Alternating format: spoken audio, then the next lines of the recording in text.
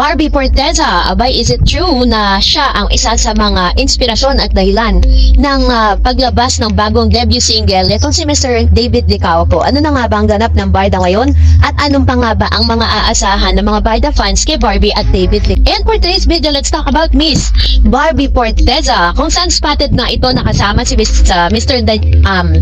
Alden Richards. Si Barbie Forteza, Alden Richards, Julia Barreto, nag-join po sila for Raise Children with Cancer. So, Alden Richards, Kim Chu, Julia Barreto, and Barbie Forteza were among the 600 participants who joined the fun run that advocates for early childhood cancer detection. It was organized by the I Want to Share Foundation, which is charity dedicated to advocating for an early childhood cancer detection and treatment run to Share 2025 marked the launch of Foundation year-long awareness campaign, Reunite Communities for a Meaningful Cause. It gathered more than 600 participants at the Ayala Triangle, Makati, and was dedicated to raising funds and awareness for children battling cancer.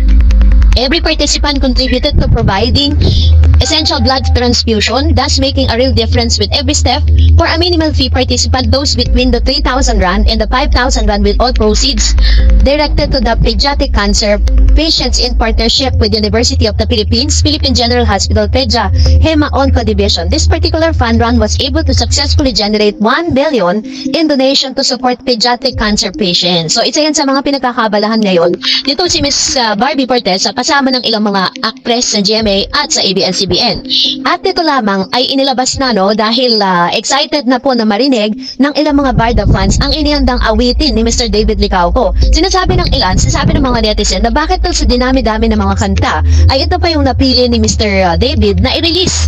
Ang I Think I Love You is originally written by Mr. Tony Romeo at unang inilabas ng The Partridge Family noong 1970. Ang kanta ay naging isang malaking hit na umabot sa numero 1 sa Billboard Hot 100 at naging best-selling single ng taon. Sa kanyang version, I Think I Love You, layunin ni David na magbigay ng bagong interpretasyon sa klasikong kanta. Bagamat walang detalyeng ibinigay tungkol sa eksaktong petsa ng paglabas, inaasahan ng mga tagahanga kanyang makabagong rendisyon na magpapakita ng kanyang estilo at personalidad bilang isang artista. Si David ay nagsimula sa showbiz bilang isang modelo at naging first runner-up sa Mr. and Mrs. Chinatown noong 2014. Mula noon, lumabas siya sa iba't ibang palabas sa telebisyon at pelikula, kabilang ang Mulawin vs. Ravenna, Maria Clara Tibara at Bulang Araw. So, sa status naman ng kanyang relasyon, noong December 15, 2024, sa isang live stream, para sa paglulunsad ng kanyang coffee business na Good Drip, inihayag ni David na siya ay single. Ayon sa kanya, naghahanap siya ng bagong girlfriend na naging sanhi ng iba't ibang spekulasyon mula sa kanyang mga tagahanga. Sa isang panayam, ibinahagi ni David ang kanyang ideal partner ay isang matalino, simple at may kumpiyansa sa sarili. Ayon sa kanya, I really like girls who are smart. Yun ang pinaka number 1 negotiable ko. Ang anunsyo ng kanyang debut single ay nagulat ng kasiyahan sa kanyang mga tagahanga. Marami ang umaasa ng kanyang version ng I Think I Love You ay magpapakita ng kanyang kakayahan sa musika at magdadala ng bagong kulay sa kanyang karera. Inaasahan ng paglabas ng kanyang debut single ay magbubukas ng mas maraming oportunidad para kay David sa larangan ng musika. Bukod dito, inaasahan din ang mga tagahanga ang mga sumusunod niyang proyekto sa showbiz at negosyo kasama si Miss Barbie Forteza. At sa pagpasok ni David Licauco sa mundo ng musika, isang bagong yugto sa kanyang karera, sa kanyang dedikasyon at talento, inaasahan na magtatagumpay siya bilang isang aktor at negosyante, kundi pati na rin bilang isang recording artist. Ang kanyang version ng I Think I Love You ay isang patunay ng kanyang kagustuhang mag-explore at magpakita ng bagong aspeto ng kanyang sarili sa kanyang mga tagahanga. So, inamin din po ni Mr. David Licauco na inoffer sa kanya ito pong single na ito pong bagong rendition niya ng I Think I Love You is, ang una niyang sinabihan ay walang iba kundi si Miss Barbie Forteza.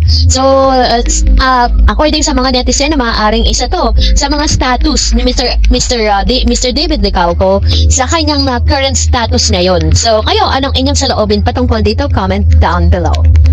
And for that, narito naman ang ilan sa mga komento reaction po ninyo patungkol naman sa ating latest updates.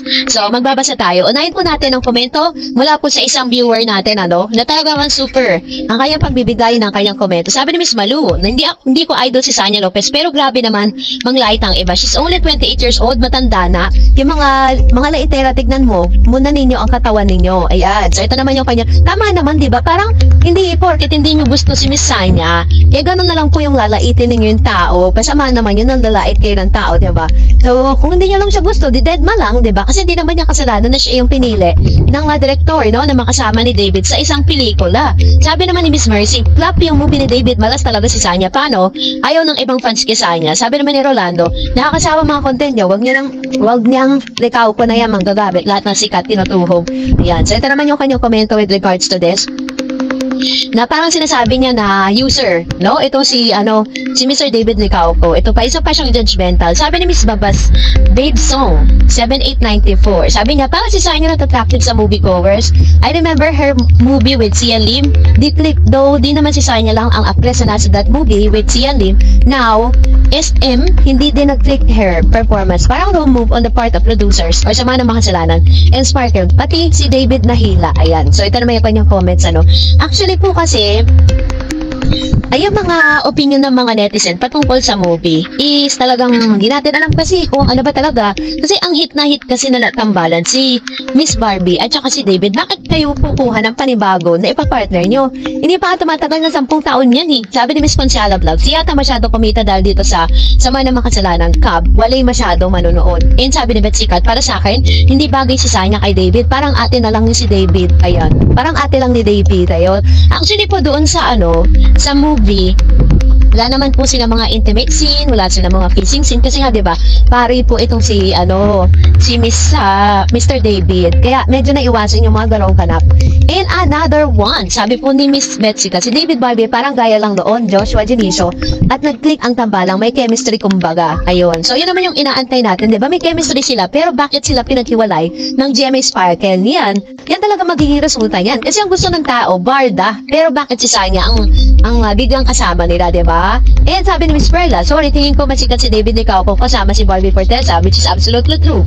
Sabi ni Awful Happy, yes, isama niya si David sa Beauty Empire. Gusto namin magkasama ang Barda. Very happy for Barda. We love you, Barda. Ayan. So, ito naman yung kanyang komento with regards to this. Salamat po, Ma'am si Awful Happy, no? Isa yan sa mga pinag-uusapan kasi wala pa po nilalatag na official na mga cast, no? Baka po, malay natin, isa si Mr. David Licauco sa mga surprise na character. So, nasabi po nga serya ng Beauty Empire. Yun po kasi yung ina-expect nating lahat. And that's it for today. For more videos and updates, please don't forget to like and subscribe. And please don't forget to follow my Facebook page, Dar Eds TV. God bless everyone!